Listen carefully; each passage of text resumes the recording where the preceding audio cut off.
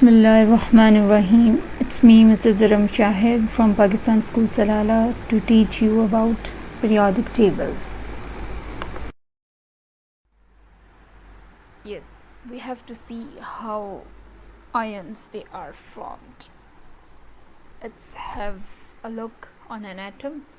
Atom on the whole is neutral, as we already discussed that number of protons and electrons they are equal. That's why atom on the whole is neutral. So what happens if it become ion? It can become ion by the loss of electron or gain of electron. By the loss or gain of electron. If atom loses electron, it will become cation. If atom will gain electron, it will become anion, means negatively charged. So do you think that proton or neutron they comes out from nucleus? Think about that. No, never. From nucleus, proton and neutron they never go out from the atom. If they are coming out, atom will collapse. So only there is an electron which is going out or coming in. So here we have to see generation of cation. You can see it's an atom, yes, nucleus, and then proton inside the nucleus and electron revolving around. So loss of electron, there are 3 electrons, now there are 2 electrons. So it means 1 electron is less than the parent atom. So it is cation. Here the positive charge increases, negative decreases. That's why on the whole atom gets positive charge, and the positive charge is called as cation. Here what happens? How anion is generated? You can see there were 3 electrons. Proton is not going to out, not going to in. So what happens? You can see if the atom gain electron, what happens? There were 3 electrons, now there are 4. So negative charge has been increased. So atom got negative charge. That's why it is called as anion. So in this way, anions and cations they are formed. Let's have an example of formation of ions. You can see a dialogue between 2 atoms. One name is sodium and the other name is chlorine. So sodium and chlorine are talking to each other. But sodium says, I have an extra 1 electron here. You can take it. Yes, he is going to give his electron to that. But chlorine is thinking, I only have 17 electrons. I had feel so much better if I had 1 more. So sodium is happy to give an electron to chlorine. So chlorine is amazing and saying, wow, are you sure you can give me your electron? But sodium says, yes, I am positive, because when sodium will give electron, it will become positive ion, and when chlorine will gain electron, it will become negative ion, and sodium and chlorine they become a friends.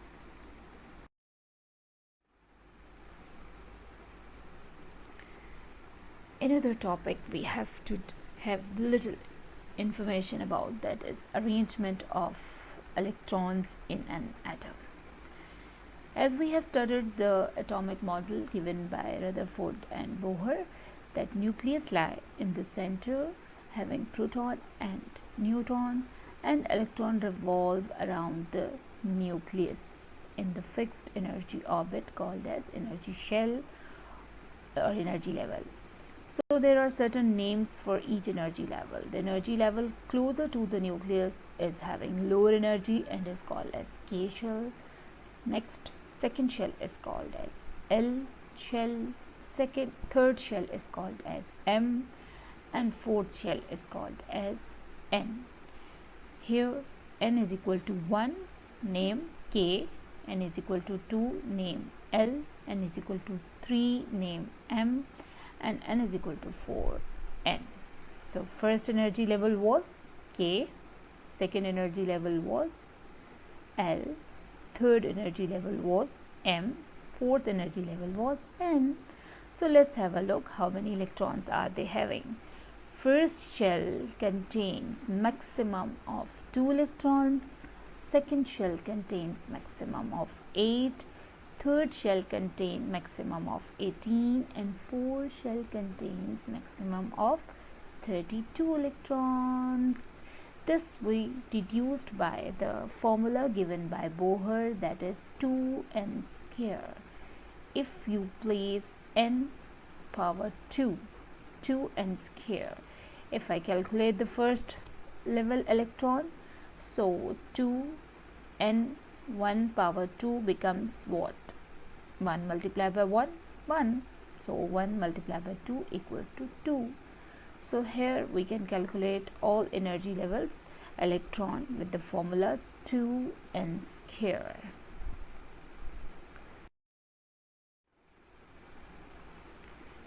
Here comes the final activity. Before you students, you have to make atom of your own choice. Okay, they are already drawn over here. You can get print of it, or you can draw it by yourself on the colored paper. How can you do is, I like helium, so I'm going to draw helium over here. I write helium and I write its atomic number. I take atomic number from the periodic table, and then I write its atomic mass over here. I calculated proton and neutron, and then I write over here 2 proton, 2 neutron, and 2 electron. And 2 electron can go into the first shell.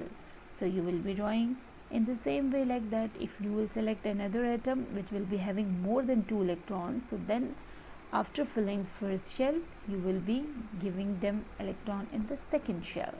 So you can have your own choice atom from your periodic table, and then you can from your book, and then you can write name, its atomic number, its mass number, calculate its proton, neutron, and then you have to write electrons over here.